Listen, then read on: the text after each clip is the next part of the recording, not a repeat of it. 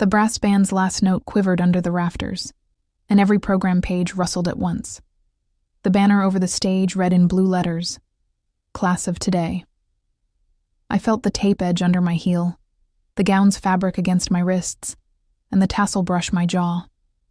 The wooden floor smelled faintly of polish and old varnish. "Breathe," I told myself, shoulders back. I kept my voice tucked inside my chest, the way Grandpa taught me before big moments. Steady hands, steady eyes. Rows of families leaned forward, a sea of camera screens like tiny moons.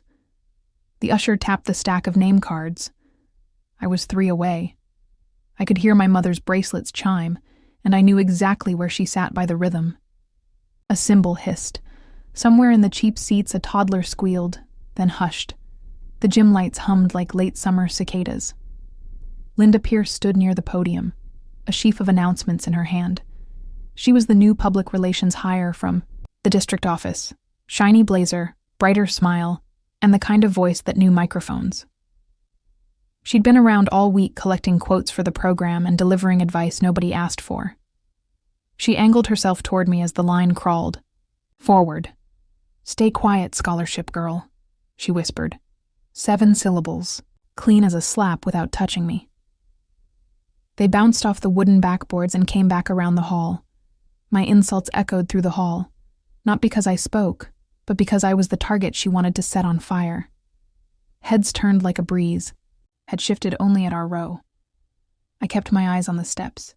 My heel slid a half-inch on the glossy floor. I caught the rail with 3 fingers and felt the grain. Old, smooth, and a little sticky near the brass screw. I thought of Grandpa's fountain pen at home, its weight in my palm, and the way he'd say, "Ink remembers." "So will they, kiddo." The year, Dean called a name, then another. Linda pivoted to the mic with her papers. "We're moving a little faster now, folks," she chirped. "Some of us are just thrilled to be here." She didn't look at me, but the corner of her mouth tilting toward my brow drew lines on the map. My name was next. The drummer gave a polite roll. I stepped into the light, and the air warmed my face. The principal extended his hand. I reached out, but Linda slid her stack of pages across the lectern with a showy rustle, leaning just enough to catch the mic. "You don't belong on this stage," she breathed, low, the metal grill picking it up like a rumor and gifting it to the speakers.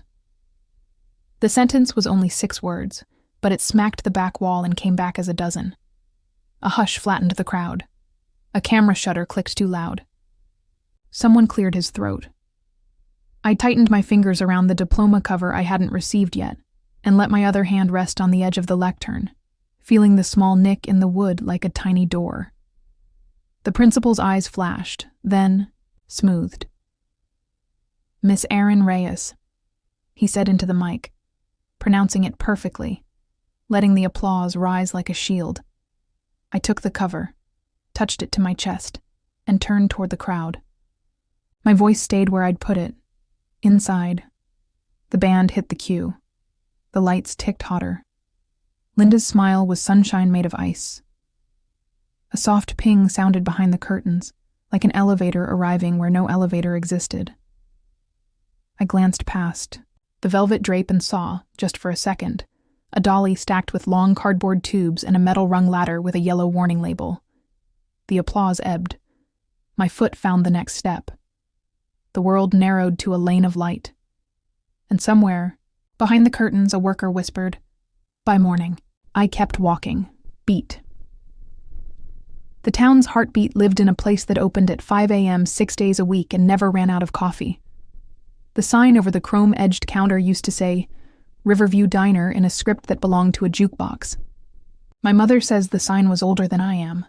The jukebox itself wheezed through a scratched 70s ballad most nights, and the whole place smelled like bacon, leather polish from the old booths, and that comforting bitter steam you only get when a pot sat right on the hot plate a little too long. I bussed tables at 16 and learned the town by footprints.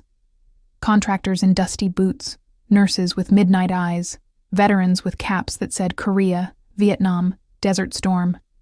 Some mornings, Mr. Hale would set his VFW cap on the counter, tilt his coffee, and tap the lid of his old metal lighter like a metronome. "Respect outlives everything," he'd say, "even wealth." He'd glance at my worn notebook where I kept sketches beside tips, simple storefronts, faded murals, the river's bend as it cut behind the high school gym. At 18, I won a small state arts grant, enough to buy supplies, a decent laptop, and time to breathe. Grandpa gave me his fountain pen in a felt sleeve. "This medal, I carried it since the war," he said once, showing me the ribbon's crease. "But this," he added, pressing the pen into my palm, "is what builds a life after you come home. You write, you sign, you keep your name clean."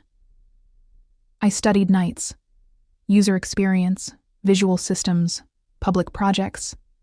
Days, I painted on panels, in my mother's garage while the radio found old love songs. I learned the language of grants and city meetings, of RFPs and council agendas.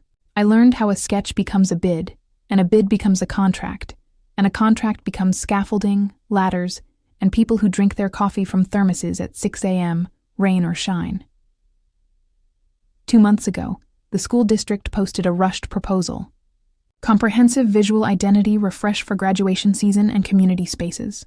They wanted banners, wayfinding signs, stage backdrops, and a commemorative display for the gym's back wall honoring alumni service. The timeline was brutal.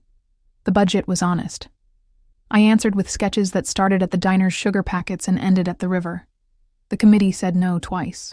Then a board member called me persistent, and I learned persistent is a door with a hidden hinge. Last week, the call came. Awarded. I was 22 and holding a pen that remembered more years than I'd lived. The install date was pinned to the night before graduation, completed by morning, so parents would see a town pulling in the same direction. Linda arrived the next day, imported from a bigger district to modernize the message. She toured the gym with a clipboard and used phrases like brand architecture and public-facing story.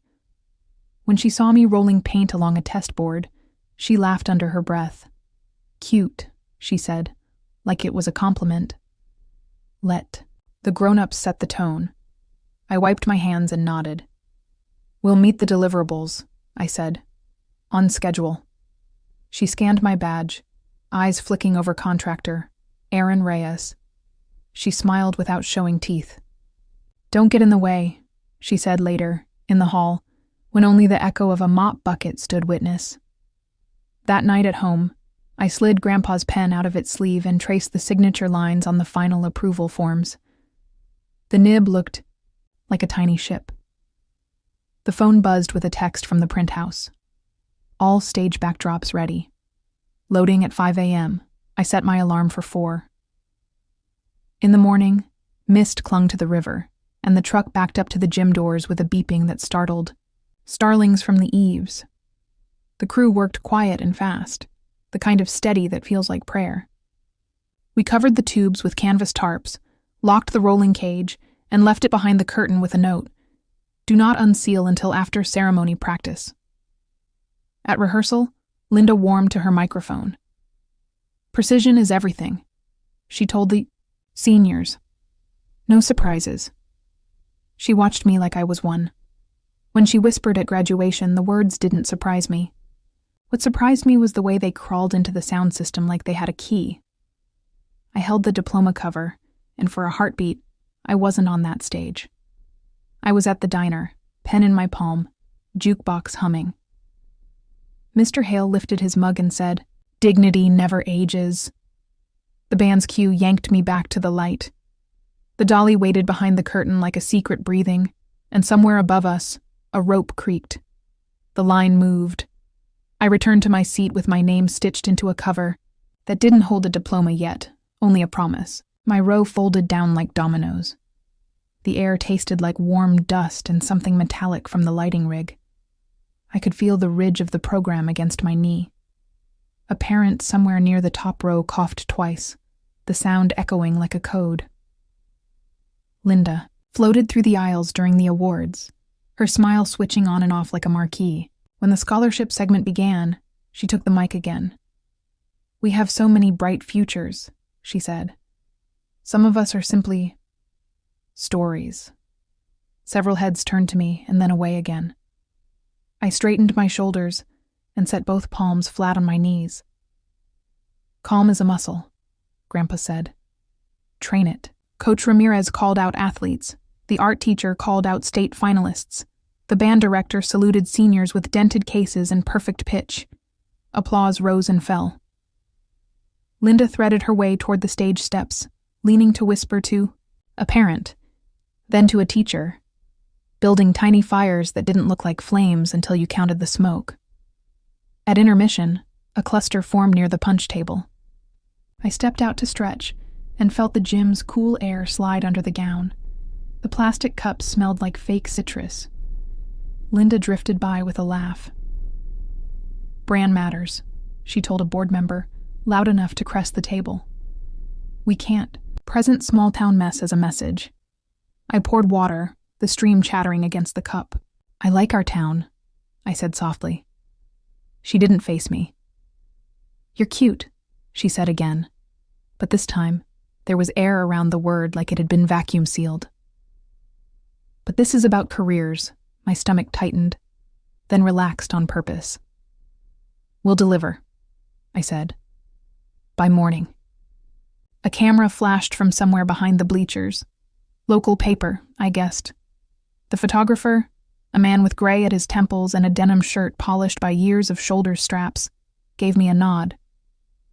"Good light by the curtains," he said. "Whatever you're hiding back there, it'll print nice. Specs and signs," I said. He winked. "The kind that tell a place who it is." We took our seats again. Linda returned to center, her heels tapping a crisp rhythm across the court.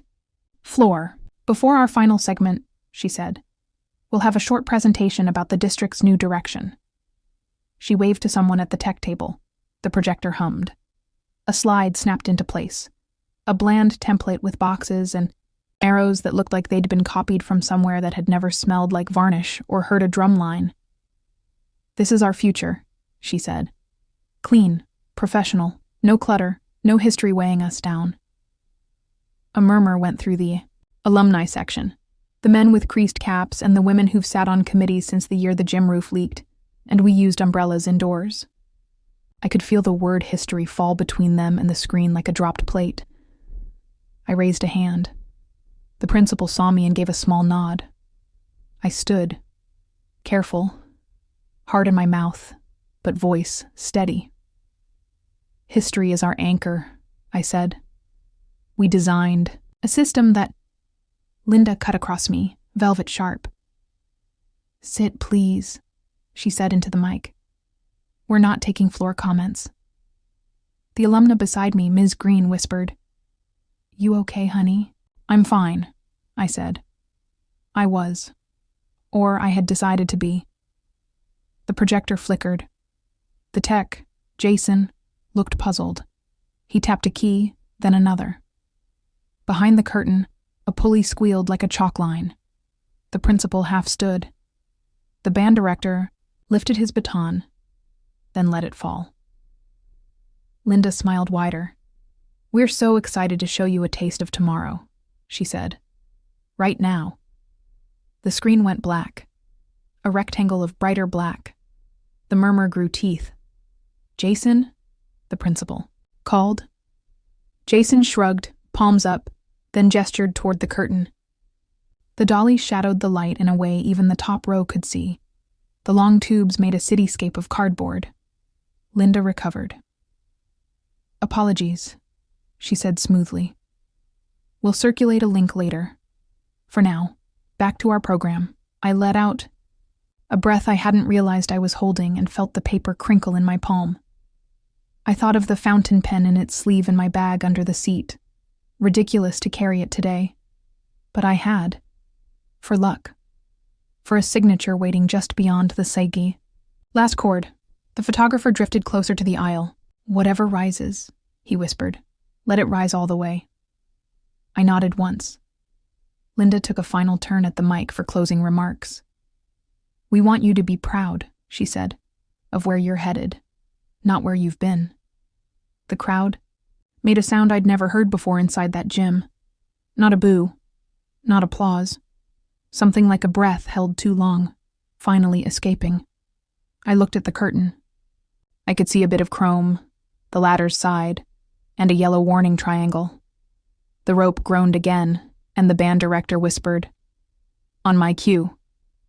The principal stepped forward, chin lifted, calm as a lake. "Before we dismiss," he said, "a brief acknowledgement. Projects like today's take many hands, and when hands belong to our own, we say their names."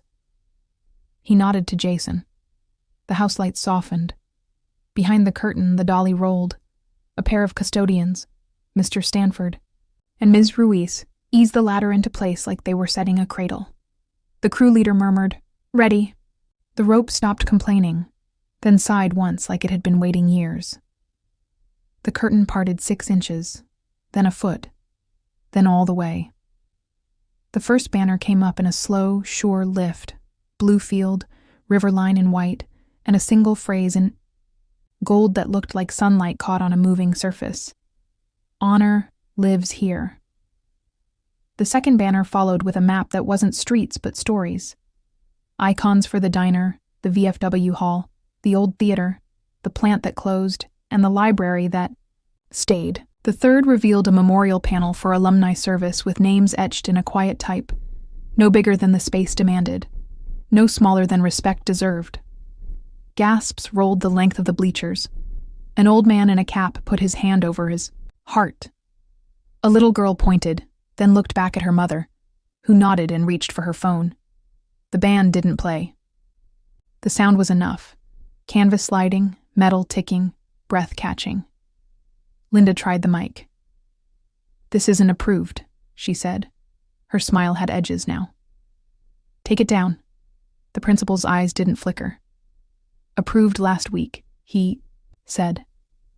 "Board vote, contracts signed." My hands found the felt sleeve in my bag. I slid Grandpa's fountain pen into my fingers, the metal warm already like it knew mine. The nib glinted. The weight steadied my wrist. The fourth banner rose, wayfinding signs styled like river stones pointing to concessions, exit, alumni wall, and vets row. A small emblem sat in the corner of each panel, a line drawing of the fountain pen's nib, abstracted into a town compass. Someone near the top row whispered, "That's it. That's home." The photographer stepped into the aisle and took a single shot, the kind you get one of in a year if you're lucky. I heard the shutter like a coin dropped into a jar you've been filling since 12. Linda moved toward Jason. "Cut it," she said. "Now." Jason stared at his hands like they'd betrayed him. "Nothing to cut," he said. "It's real."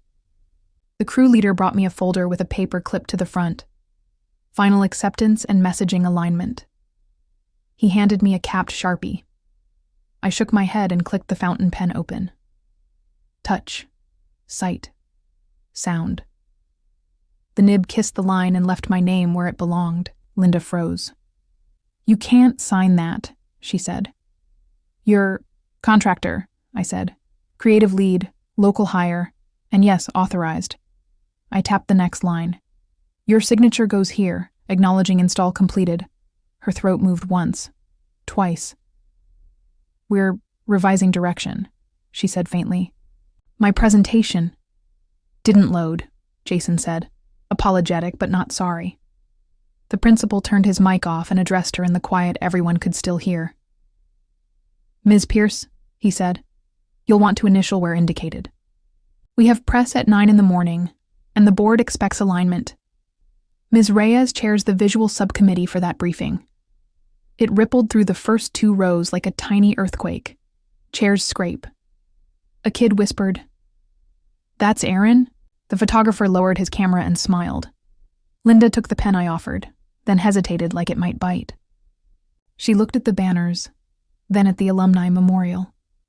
The panel where her own aunt's name gleamed under the year she left for basic training long before any of us were born. Her hand lowered. She signed 3 places. When she handed the pen back, I could see that her knuckles were the color of chalk. "By morning," the crew leader said gently, "your talking points will match the walls." Linda stepped back, complexion pale as projector light. The band director lifted his baton finally and let the softest chord rise, the kind that makes eyes sting without anyone admitting why. The last banner rolled into place, a dedication line, wrapped in the river's curve. Design and project lead, Arin Reyes. I recapped the pen. The click felt like a lock finding home. Families poured onto the court like a tide that knew where every rock was. The bleachers creaked with relief. Photographs bloomed near the alumni wall, where names made people stand up straighter. The air smelled like warm dust and new canvas and a hint of gasoline from the custodian's cart, sweet the way summer always is when school ends. Linda hovered near the edge of the crowd. Without her microphone, she looked smaller, a person and not a broadcast. The principal spoke with her quietly. Jason handed her a printout of the morning schedule. Her hand trembled once, then steadied the way anyone's does when they realize the program goes on with or without them. Mom reached me with a hug that pushed the diploma cover into my ribs. "You did fine," she said, voice thick and proud. "You stood straight." "I stood," I said. "That's the trick." Mr. Hale approached in his VFW cap, moving like he had all the time in the world. He glanced up at the banners, then down at the pen in my hand. "Your grandpa would have liked the nib," he said. Pointed the right way. "Forward," I said. "Always," he said. The photographer, name stitched on his strap, Frank, lifted his camera. "One for the paper," he said. "And one for your wall." We faced the alumni panel. The shutter blinked. The sound reminded me of mornings at the diner, when the bell over the door chimed and the jukebox found a slow groove. Nostalgia isn't a trap when it's a bridge. Linda walked, over professional smile rebuilt out of habit. "Press briefing at 9, Arin," she said. You'll lead?" "I'll start," I said. "We'll finish together." She swallowed. "Right. Thank you for signing," I added. Dignity is a choice you make even when the easy choice is something else. Her eyes found the memorial panel again. "My aunt's name," she said, almost to herself. "I didn't know you were planning that." "Town asked," I said. We listened. She nodded, and for a second she was just a niece in a gym that belonged to people who'd earned it. The crowd thinned. The janitor rolled the ladder to the wall and tightened a bracket with a wrench that chimed like a small bell. The band packed their cases. The air cooled. I slid the fountain pen back into its sleeve and tucked it in my bag. Mom squeezed my hand. "Breakfast?" she said. "Diner?" "The usual," I smiled. "Black coffee, 1 pancake, no syrup." We walked under the river line, under the words that now belonged to everyone. At the door, Linda paused. She looked back at the banners once, then stepped into the bright afternoon that smelled like cut grass and possibility. By morning, I'd be standing behind a table with the district seal, fielding questions about fonts and stories and why the river bends the way it does. Linda's career would pass through my hands the way every message in a place like this does. Reviewed, improved, aligned, not destroyed, redirected. Outside, the bell tower clock ticked toward the hour. I touched the pen through the canvas of my bag and thought, honor is the only inheritance worth keeping. I turned toward the diner sign winking in the sun. Moral, dignity never ages.